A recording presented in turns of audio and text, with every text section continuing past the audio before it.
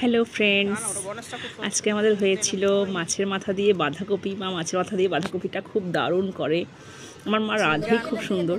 তারপর হয়েছিল ডিম।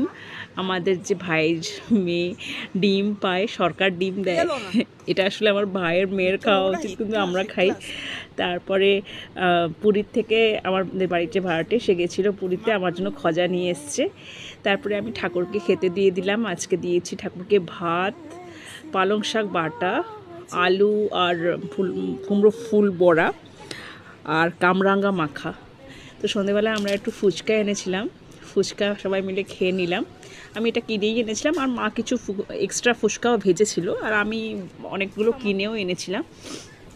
তো আজকে ফুচকা দিয়ে আমাদের টিফিন সারা হলো।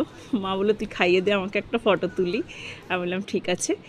তারপরে এই যে ঠাকুরকে আজকে দিয়ে দিলাম, এটা হচ্ছে সরু মুগ ডালের চকুলি, মানে চাকলি, সরু চাকলি যেটা বলে, এটা মুগ ডাল দিয়ে তৈরি করেছিলাম।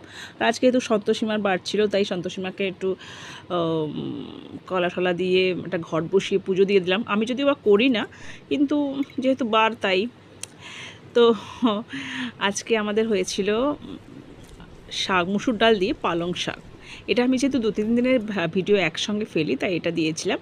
আর এটা দেখুন, এটা হচ্ছে আমার জগন্নাথের সন্ধ্যের ভোগ, রাবড়ি, তারপর মহীশূর, এগুলো সব আছে। আর রাতের বেলা যেহেতু আজকে শনিবার, তাই ঝিঙ্গে আর বেগুন পুড়েছিলাম। তারপরে সকালে দিয়ে দিলাম পরোটা, আর কুমড়ো আর আলু দিয়ে ছোলার একটা ডাল করেছিলাম। আমাদের গাছের দেখুন আজকে ফুল আর এই লঙ্কাটা হয়েছে। মা বলে এগুলো দেখাস নেই, ছোটোখাটো জিনিস একদম দেখাসই না।